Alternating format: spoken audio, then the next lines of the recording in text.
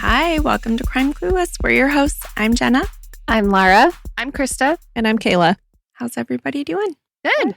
Good. Doing good. Yeah. Enjoying the Happy weekend? to be here. Yeah. Yes, I'm happy to have you. We are going to cover a case that's probably our most requested. Yes. And I've tried to have you guys not look into it. I have not. I have not No. either. I know Okay. nothing. Good. Good. And I'm a little surprised because I feel like this should have been more on my newsfeed. Yeah. And it probably was. And I probably just avoided it. Because you were waiting to hear it from me. Yeah. I just subconsciously knew that this was going to happen Yep. 3 Yep. years later. Yeah. Yeah. I do think this is the most recent case that we've covered so far. Yeah. Yes. Mm-hmm. So Yes. we're talking about the Idaho Four Murders today. Yeah. There are a lot of cases that we cover on the show that are mysterious. Some are mind-bending. Some are almost comical. Hello, Robert Durst. That's what I was thinking. Yep. Yep. Mr. Durst. Mhm. Mr. Peeing in the candy aisle. That's what I was going to say. Yes. Yep. Yeah. I will say I enjoyed writing that one because A little bit of comic relief. a little bit. Yeah. It's deeply sad, but Yeah. a little bit. Yeah. Mhm. Some are deeply frustrating and some feel like they cling to your bones. This is one of those cases. You know how I told you a week or two ago, and I don't think it was when we were recording, but I told you there's only 2 cases that have kept me up at night? Yeah. This one is number 3. Oh. Mhm.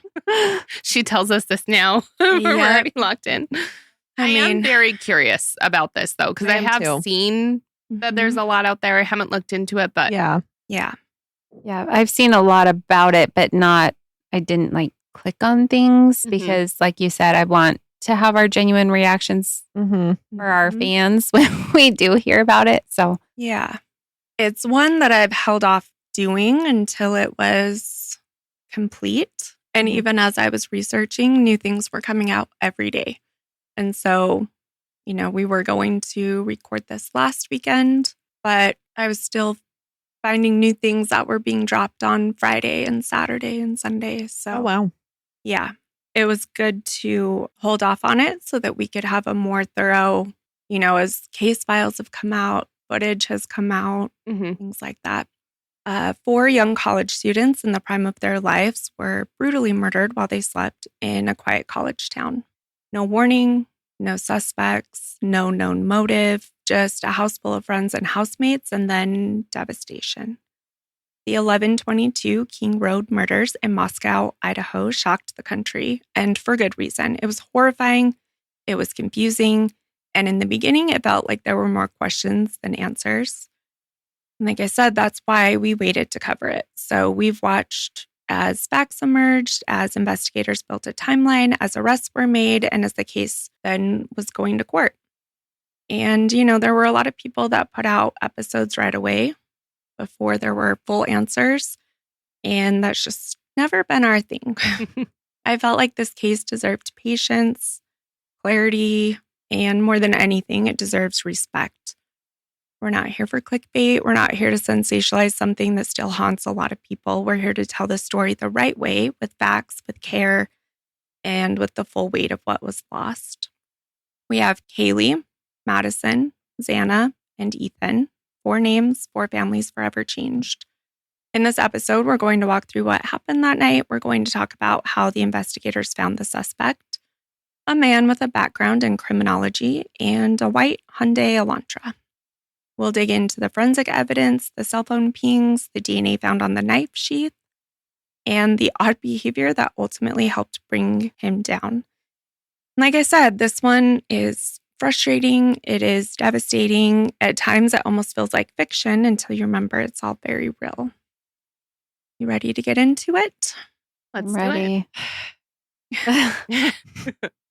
Kayla's I feel not like sure. it's going to keep me up at night too. But yes, Yeah. I mean, I'm here. So let's do it. Just kidding. I am The excited to learn more enthusiasm. about this. It's Yeah. just And Your- We know it'll be heavy. your Yeah. preface It is is making heavy. me nervous. yeah. The morning of November 13th, 2022 started like any other, except inside the gray house on King Road, something was very, very wrong. It started with silence. 2 roommates began texting those they shared a home with like they always did. Are you up? No answer. They tried on Snapchat. They tried on Instagram. They were getting no response. So another, are you up? With more than one question mark. The 2 who were up already were puzzled because their friends were usually early risers and it was after 11 a.m. at this point. They checked Snapchat locations. They saw their friends were home. They kept waiting for a response, but the texts weren't answered. The girls inside the house started to worry. There had been noises in the home last night that they couldn't explain. One had seen a strange glimpse of a man, and now their friends were not responding. They texted a close friend and asked her to come over with her boyfriend to check the house. Both girls were panicked and scared. This friend, E, and her boyfriend, H, came over, slowly making their way to the second floor. The girls explained the strange night before. H grabbed a knife from the kitchen and slowly walked toward Xana's room. The 2 girls glimpsed Xana on the floor. Trying to make sense of what they were seeing, they thought perhaps she was maybe sleeping off a bad hangover. But as H got closer, he froze and told both girls to get out of the house and call 911. The dispatcher asked for the address. One of the roommates, panicked, crying, said, "Something happened in our house last night. We don't know what." Another voice, H, who'd come to help, said, "She's not breathing." It was just before noon. By the time the officers arrived, 4 students were already dead, stabbed in their sleep in a quiet college town where things like this just don't happen. In fact, they hadn't had a murder in the town in over 7 years. But it did happen, and the story that unfolded next was one of the most chilling, confusing, and devastating true crime cases in recent memory. No one can understand how something like this happened or why someone would choose them. Before we talk about that night, before we talk about the forensics or the suspect or anything else, we have to talk about who was lost because this wasn't just a crime scene, it was their home.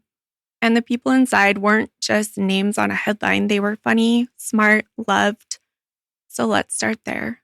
Kaylee was born in California, but grew up in Rathdrum, just north of Spokane. Maddie was from North Idaho too.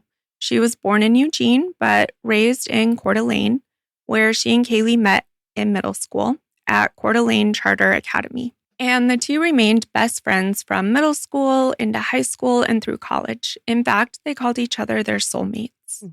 They were inseparable, and they thought of each other as a chosen sister. Kaylee was 21, the kind of person everyone remembers because she lit up a room. Bright blonde hair, a big contagious smile, and a personality that could crack a joke and melt your heart in the same sentence. She had just bought her first car, a Range Rover, and was preparing to graduate early from University of Idaho with a degree in general studies. She even had a job already lined up, plans to travel, dreams to chase.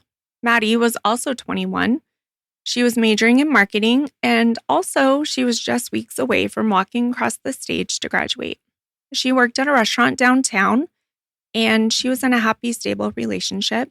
By all accounts, she was grounded, loyal, and had the kind of energy that made people feel instantly comfortable. She and Kaylee had been roommates for years.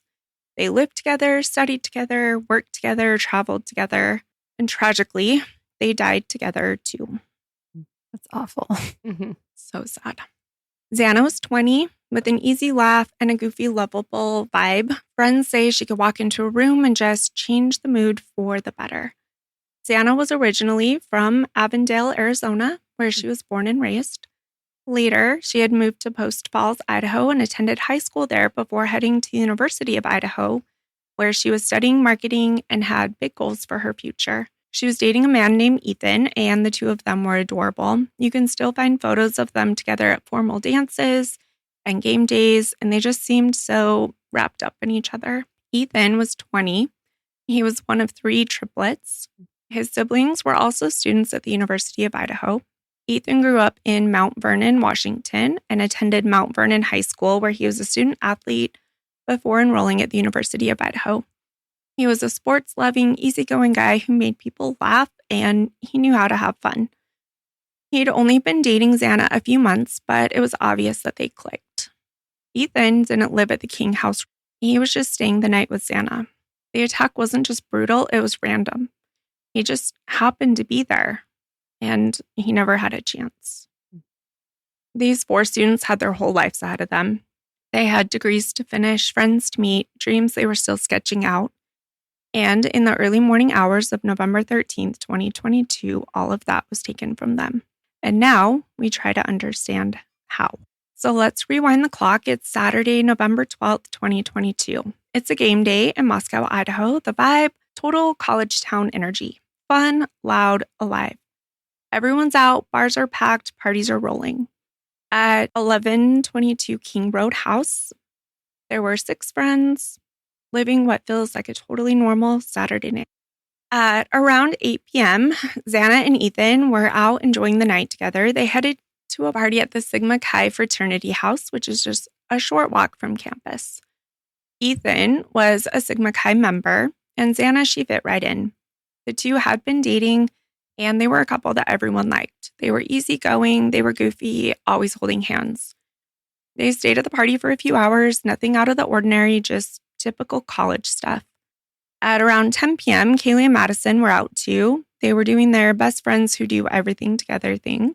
First, they headed to the Corner Club, a bar downtown known for cheap drinks and always a packed crowd on weekends. Surveillance later showed them there chatting with people, being social. Maddie had her signature blonde waves, and Kaylee was grinning wide. It was just another night out. Kaylee had only come back to Moscow that weekend to visit. She wasn't living at the King Road house anymore. She'd already moved out after getting a job and a new apartment. But she missed her best friend. So she came back for a Saturday night out to laugh, to catch up, to feel like just typical college girls again. Around 1:30 a.m., Kaylee and Maddie were caught on the Grub Truck live stream. So it's a local food truck that parked near campus, probably did amazing. Yeah. It was a weekend tradition for a lot of people. They're ordering food, Maddie's smiling, Kaylee's pulling her jacket tighter against the cold. Some guy nearby seems to be following them, watching but not engaging. Nothing about the video screams danger, though. It's just 2 girls getting food after a night out. But when you watch it with hindsight, it's eerie. The food truck employee later said that they didn't seem drunk or anything out of the ordinary. They were just happy and hungry college students doing what college students do. Mm-hmm. After grabbing food, Kaylee and Maddie accepted a ride home from a private party driver, someone that they knew through mutual friends. That detail is important. It wasn't an Uber, but also it wasn't a stranger. Investigators did look into him and quickly cleared him. He was cooperative and not involved. By 1:56 a.m., they were dropped off at home. It was quiet, normal. The house is 3 stories high. It's slightly elevated on a hillside with a sliding glass door in the back, which is what case files say that they used to come back into the house. Around 2 a.m., so almost at the same time, Xana and Ethan returned from the frat party. So now everybody's home. Up on the 3rd floor, we have Kaylee and Maddie. We think that Kaylee, because she hadn't been living there, was kind of having like a sleepover that night with Maddie and was in her room. On the 2nd floor, which is where Xana's room was, her and Ethan were staying there together. Everyone is texting, scrolling, eating late night snacks. At 2:26 a.m., Kaylee starts calling her ex-boyfriend, Jack. She calls again and again. In fact, 6 times between 2:26 and 2:44 a.m. Maddie tried his phone too, and then Kaylee again, the last time at 2:52. He didn't answer. In the beginning, there was endless speculation about that, but the boyfriend, Jack, has been cleared. It was just a moment, one of those weird late night impulses. We've probably all done it. Call the person you miss when you're out late just to say something you forgot. Investigators believe Kaylee and Maddie went to sleep right after that, around 3 a.m., because there's nothing else on their phones after that. The house receives a DoorDash delivery from Jack in the Box at about 3:59 a.m. It's unclear who ordered it. It could have been a guest login or something, but it appears from phone records that Xana was the only one up at that time. and she was scrolling TikTok before that and the last time at 4:12 a.m. So it's assumed she was the only one awake. A little after 4 a.m., the surviving roommate, Dylan Mortensen, who was on the second floor, hears something. She later told police she heard what sounded like Kaylee playing upstairs with her dog. Then she heard someone say something like, "There's someone here." This obviously alarmed her. She wondered if it was Kaylee or Xana. Investigators think that it was maybe Xana's voice because of the timing. Dylan looked out of her second floor bedroom but didn't see anything in the dark house. She closed her door again. A few minutes passed. Dylan thinks that she heard crying coming from Xana's room on the second floor and a man's voice softly saying, "It's okay, I'm going to help you," which is absolutely chilling. Yeah. That's scary. Wait, so you said, is Dylan right across the hall from Xana? Okay. Yep. At the time, Dylan might have thought maybe one of the girls had a guy over or some friends were over hanging out. But now we know those sounds were likely the killer attacking Xana and Ethan and trying to reassure or silence them in a whisper. Oh, that is chilling. Yeah. Understandably frightened, a few minutes later, Dylan opened her bedroom door again. This time, she saw something terrifying. A figure clad in black clothing and a mask walking down the hallway straight towards her. The man was dressed in head-to-toe black and wore a mask over his mouth and nose, sort of like a COVID-style mask or maybe a ski mask. He didn't say a word. Dylan would later recall that he was a stranger, someone she didn't recognize. She said he was at least 5'10" tall, not muscular, but athletically built. She said he had bushy eyebrows that stood out from behind the mask. The man walked right past Dylan, heading for the back sliding door that opens to the outside. As he went into the night, Dylan was frozen in what she later describes as a frozen shock phase. I can't even imagine the fear and confusion she must have felt in that moment. Do we think he saw her or was she just like peeking out? That is a huge debate. It's either he saw her, but he hadn't intended to kill 4 people already. He might have had a time frame in his mind of how long he could be in there and his time was up. Or it might have been so dark and she was just peeking out that maybe he didn't see her. Yeah. It's really interesting. He's never said. Yeah. After this, she texts Terrifying. Bethany and she's like, "I think I just saw something." And Bethany encourages her to come to her room, which is on the first floor. She's like, "Just run down here really fast. Come sleep in my room." So Dylan did. And the two of them were texting and calling the other roommates, but they weren't answering. At 4 a.m.? Mhm. It was at 4:12? It was like 4:20 or 4:30. Okay. So here's the text messages between 4:22 and 4:26. So Dylan texts Bethany and she says, "No one is answering." And then she said, "I'm really confused right now." And then she texts Kaylee and said, "Kaylee." Then Dylan texts Bethany and said, "What's going on?" Bethany texts Dylan, "Yeah, dude, WTF." And then Bethany texts Dylan again and says, "Xana was wearing all black." So they had a brief phone call before the text messages where Dylan had told Bethany she thought she saw someone. Dylan said, "I'm freaking out right now." And then she said, "No, it's like a ski mask almost," which I think was in response to her saying, "Well, Xana was wearing all black. Maybe you just saw Xana." And then Bethany said, "STFU." And then Bethany said, "Actually?" And Dylan said, like he had something over his head and a little bit on his mouth. And then Dylan said, "Bethany, I'm not kidding. I am so freaked out." And Bethany said, "So am I." Then Dylan said, "My phone is going to die. F." And then Bethany said, "Come to my room. Run down here." And Dylan said, "I'm scared though." And Bethany said, "Yeah, I know, but it's better than being alone." It's too bad they didn't call the police. Immediately. Yeah. That is also something that is hotly debated. And from everything that I've read and seen, it kind of feels like they either thought it was someone that was dating one of the girls, and like at the 4 a.m. time, and they had been out drinking.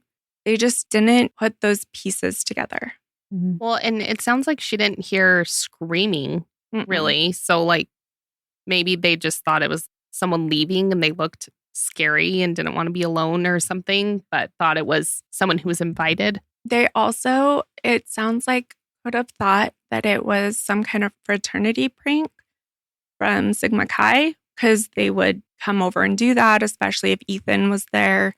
Maybe they thought they were coming to prank him, and that's what they had heard. I honestly can't even tell you how many random people are in my apartment when I was in college. People running in full head to toe, like onesie type things. Oh my gosh. Like running in and out. I had someone run in and ask us to pull up their pants because they were falling off. And then he just took off and ran out. Like, it's just random people in and out all the time. Yeah. When I lived at probably the same apartment complex you're talking about, I went outside into my kitchen and one of my neighbors was sleeping on my couch. Yeah. His roommates were being too loud. He just let himself in the middle of the night, was like sleeping on our couch. It just wasn't, there were so many people around all the time that it just wasn't something we thought about. Yeah. Like no one in the building ever had their doors locked because everybody was just coming in and out all the time. Yeah. And it sounds like that's what this house was. Yeah. The door was never locked. It was a party house. They had an extra bedroom downstairs right now. They kind of had an extra bedroom upstairs now that Kaylee had moved out. So it really was exactly like that, where you're used to seeing people coming and going that you haven't, you don't know. And maybe they are wearing something ridiculous because it's 4 a.m. And they're pranking your friend's boyfriend. It seems like she probably knew it was something strange, like the bad feelings they both got and stuff, but maybe didn't call the cops because of how many people. Or maybe just not to that extent, especially since there was no yelling or screaming or anything like that. And they didn't hear, like glasses breaking or like a struggle or no like burglary. And it's interesting, that video, because you can hear voices on that video and it's not in the house. Yeah.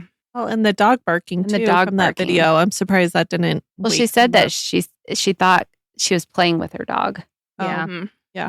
But to be barking like that, and the voices, because you can hear them on that video. Yeah. But if they had been drinking and had like gone home and kind of like passed out or something, I don't know. It might not wake you up as much. I don't know. Yeah. And if you were asleep and woke up in the middle of that, you're not entirely sure what you're hearing, what was going on. Yeah. The detail about not calling 911 definitely, unfortunately, got a lot of hate online. And I just feel like there's so many reasons why you wouldn't, especially if you don't know what you're seeing, what you're hearing. She probably didn't see a knife, or he didn't look aggressive. I mean, he walked right past her and left. So exactly. And I think that's exactly it too. Well, and if you've never lived in that kind of situation, like I really didn't, I didn't have those types of experiences. But if, other people did, it makes more sense to you to Krista, why someone wouldn't call 911. Yeah. But to me, I'm like, someone weird's in your house, why are you calling the police? So it's different life experiences, gives you a different view on that too. Yeah, that's exactly right. And I think that's important to remember. You just don't know. Maybe something similar had happened the weekend before, and it was just a prank or a friend or something, Yeah. And I mean, this is part of a longer story, but one time at our apartment, we had a random guy show up, knock on our door, and we just let him in because 5 of us lived there. And so we all just kind of assumed it was someone else's friend until all of a sudden we're like, wait, are you here to see her? And he's like, no. And I mean, that's a longer story, but we all just kind of assumed he was someone else's friend. Yeah. Yeah. What happened? I mean, okay, this goes back to when we were being cyberbullied and someone posted on the website, it was the anonymous at Yik Yak. Oh. And he showed up to warn us. Oh. He's like, I saw this on there, just wanted to make sure you guys were okay. Oh my gosh. So yeah, we kicked him out and then we called the cops and yeah. But Whoa. our one roommate was in her room with her boyfriend. And so the four of us just let him in and we're like, oh, are you here to see her? And he's like, no. We're like, oh, then what are you doing here? Yes. Yeah. Yeah. Oh, I hate that. Mm-hmm. He was posting our address. Yeah. He was posting our address. That's awful. It was fun. It was a great night. Super So fun. That's awful. Okay, I moved to Spain. I'm sorry. I'm glad you moved to Spain. I can't believe some guy just like showed up. Yeah. Get out. Oh. Anyways, back to the phone call. We don't know exactly what Dylan was thinking, but we do know that no call to police was made until late the next morning. So Dylan and Bethany stayed locked in Bethany's room for several hours. They tried calling their roommates' phones. Their phones basically were on until about 6 a.m. And then they went to sleep for a few hours. And then I think they were up around 9 and trying to get some kind of response. They were also sending messages on Instagram. They were checking Snapchat locations. They saw that they were home, kept calling. Here's a good thing to check on your friends if you have a bad feeling. Mm-hmm. So they had the two friends, the friend and her boyfriend, come over, and then they called police at 11:58, like we discussed, which brought police to the scene. When officers arrived just after noon, they found a truly horrifying scene. All four victims were dead in the house, likely for many hours by that point. The victims were found in pairs. Kaylee and Maddie were together in Maddie's bed on the 3rd floor, and Ethan and Xana were found in Xana's room on the 2nd floor. The walls and beds were splattered with blood. It was just an absolutely brutal attack. Later autopsies would reveal how vicious it was. Xana had been stabbed over 50 times. Oh my gosh. Wow. And Kaylee over 20. Some of the wounds on the victims, especially on Xana, were defensive, showing that they had fought back. Xana actually had sliced between her thumb and her pointer finger, that kind of webbing that's in there on her left hand, which is classic reaching for a knife defensive type wound. A medical examiner concluded that they all died from multiple stab wounds inflicted with a large knife. It was also reported that they showed no signs of sexual assault, just pure act of violence. That is so many times. Mm-hmm. That is so horrible. I know. Can you think about Doing that Doing over that. and over and over again to 4 different people? Insane.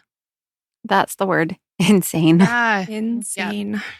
Police noted that there was no sign of forced entry at the house. The front door was left open when they arrived, and nothing appeared broken, suggesting the killer either entered through the unlocked front door, maybe a window, the sliding back door.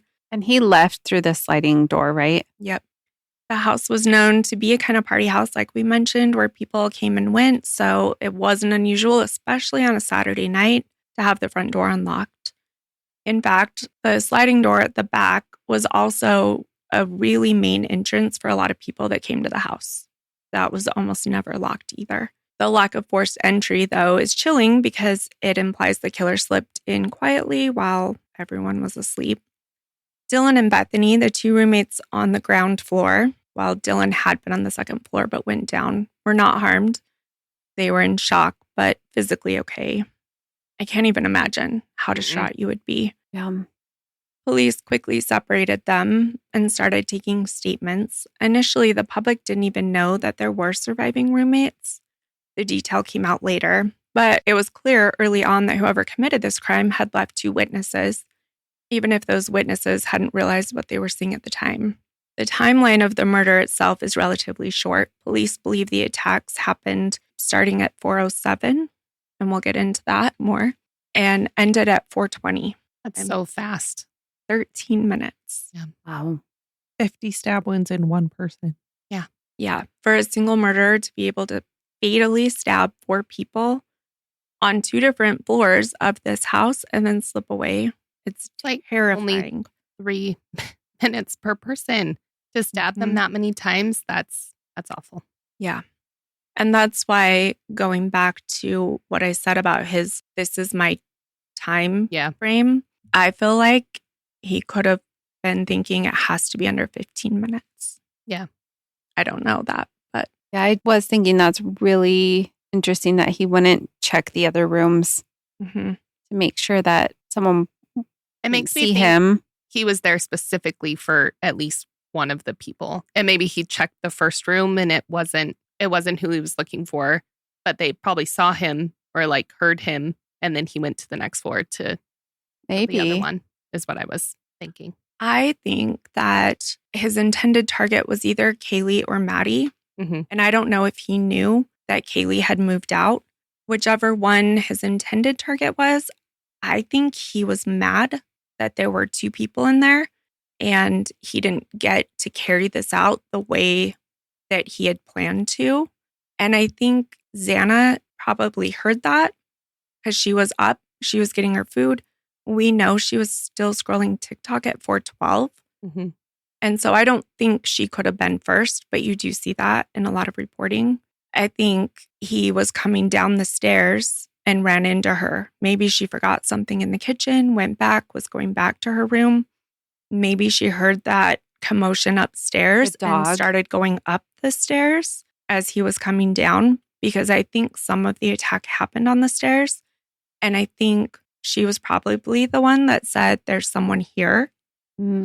Hearing more. Maybe she was trying to tell Ethan or yes. something. And I think he was asleep in her bed when she got the food because he has no phone activity for quite a while before this. And I think he was saying that quote where I'm going to take care of you or it's okay, whatever that quote was him trying to reassure her so she wouldn't scream as he took her back towards her bedroom and then killed her. And I think the 50 stab wounds are being mad that he's interrupted again. Yeah. And then he also killed Ethan, who was in the bed. And then I think his time was up and he left. Interesting. Yeah. I don't know because speculation, but yeah. But I think that makes sense with the timeline of what was heard, the phone, the DoorDash. He probably expected everyone else in the house to be asleep at that time. Well, yeah. It's 4 a.m. Late enough to where they could have gotten home, done whatever for an hour, passed out. Yeah.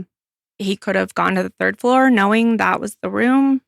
We'll talk about some more stuff too, and you can tell me what you think. When the news broke that 4 students had been killed in their home, the community of Moscow went into a panic, obviously. The University of Idaho canceled classes for the next few days, and many students left campus early to go home for Thanksgiving break out of fear. Initially, in the first days after the murders, police oddly stated that there was no imminent threat to the community. Okay. Yeah. This confused a lot of people. Here we had an apparent murderer on the loose who had just killed 4 people. How could there not be a threat? 3 days later, the police walked that back, admitting, we cannot say there is no threat to the community. Understandably, people were scared. Gun sales went up in town. Students were sleeping together in packs or leaving town entirely. Rumors started flying on social media, and the internet got to work with wild speculation. And more on that later, too. As it does. Yes. As it does. Always. Meanwhile, a huge task force of law enforcement assembled to investigate the case. The Moscow Police Department was a small agency and, like I said, not used to working on a murder case. They got help from the Idaho State Police and the FBI. At one point, around 130 investigators were working on this case. Wow. Yeah, massive effort for a relatively small town. Door-to-door interviews were done, security camera footage from around the neighborhood was collected, and hundreds upon hundreds of tips poured in. From the autopsy and the crime scene, police learned a few important things early on. They confirmed the murder weapon was a knife. Specifically, investigators suspected a large fixed blade knife, like a military-style K-bar combat knife, due to the type of wounds. They contacted local stores to see if anyone had recently bought such a knife. So the K-bar was actually designed for the United States Marine Corps in 1942 during World War II. Typically, it's 11.875 inches total, including the 7-inch carbon steel blade. The blade is a fixed clip point blade, which means the tip is super sharp and designed for both stabbing and slicing. This blade was used a lot in the Korean War and then in the Vietnam War. The handle was made specifically with a specific type of leather so that even if you were sweaty from being, in a hot place during combat, it wouldn't slip out of your hands. And it was also made with this carbon steel so that they could use it to pop open huge crates that they would get food in. And they could also use it to open the cans of food that they were getting. Interesting. It's almost like a multi-tool kind of a knife. Yeah. The K-bar was designed to be rugged, deadly, and functional, like you said, for any field situation. It's still used today in the Marines and for Navy SEALs, and it's also sold commercially to civilians, like hunters, survivalists, and military enthusiasts. K-bar comes from a letter received by the company in the 1920s. A trapper wrote that he had killed a bear with a knife when his gun jammed. His writing was hard to read, but the phrase killed a bear looked like K-A-bar, B-A-R, and the name stuck.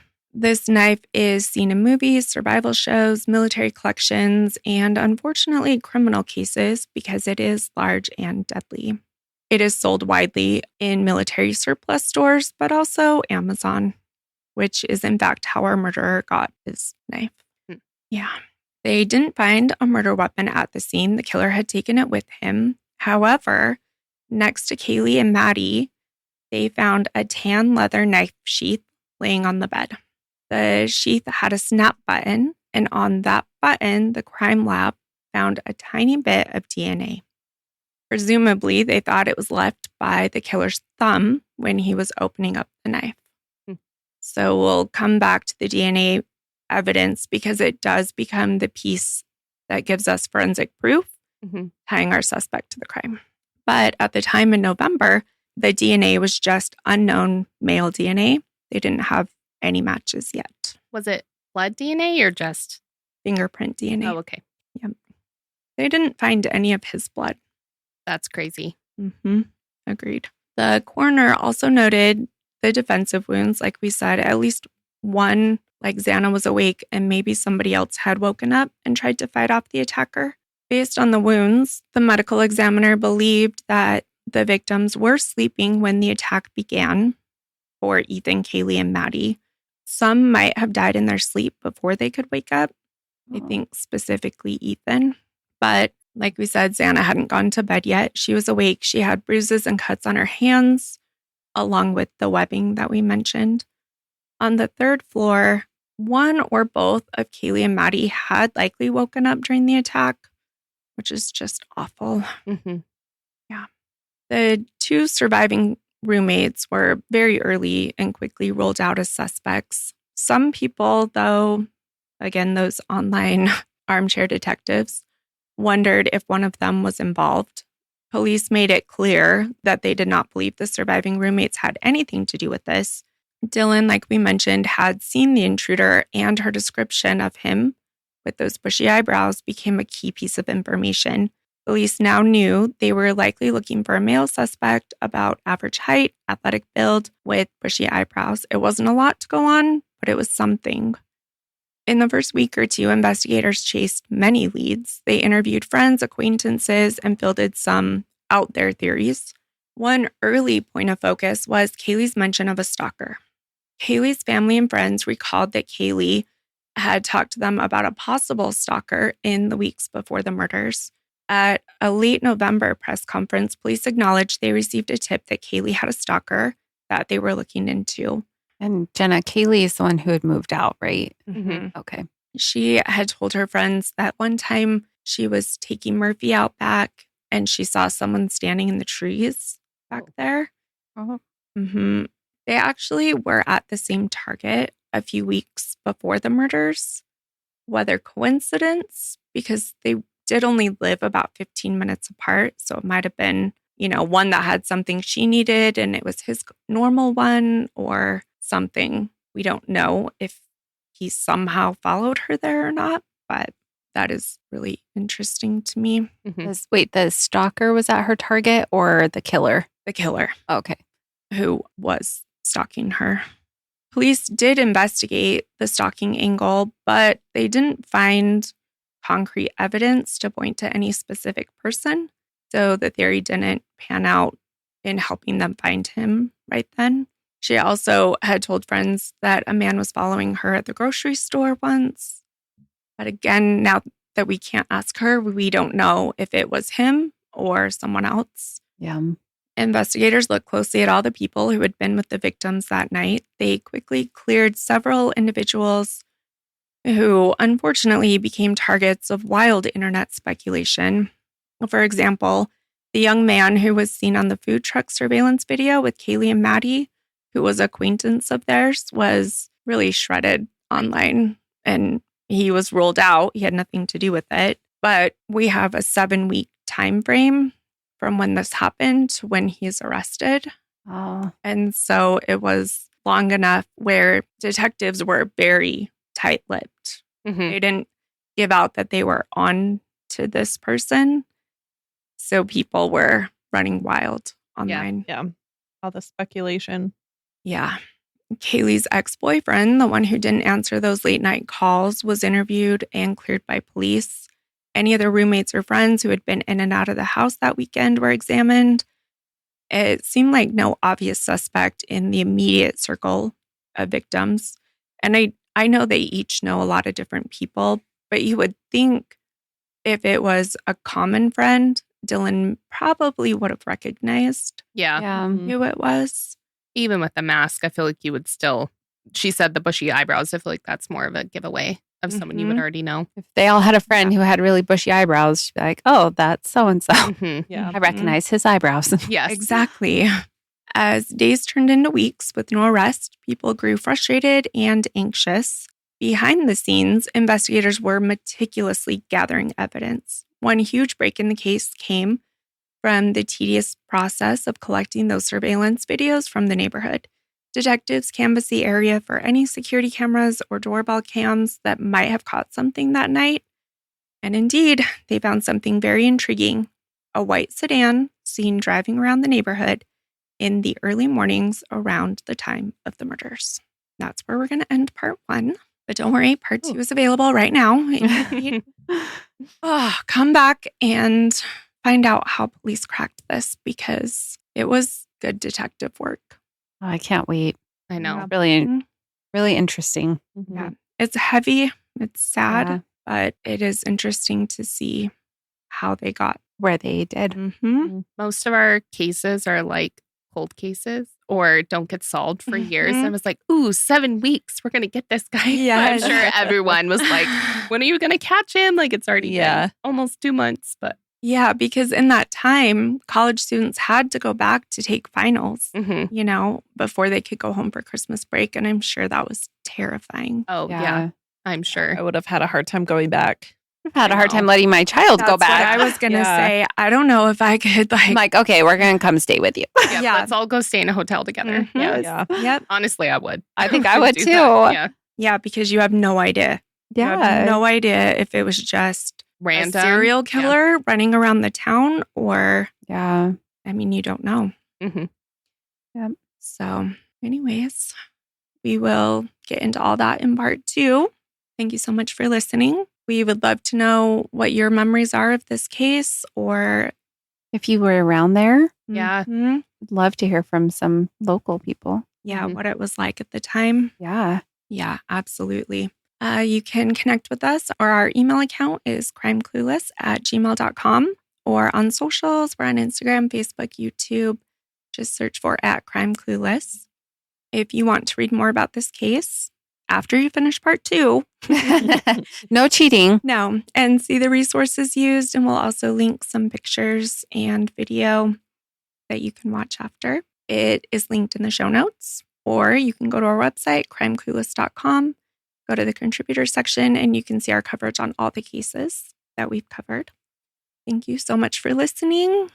And as always, refuse to be clueless, careless, or caught off guard.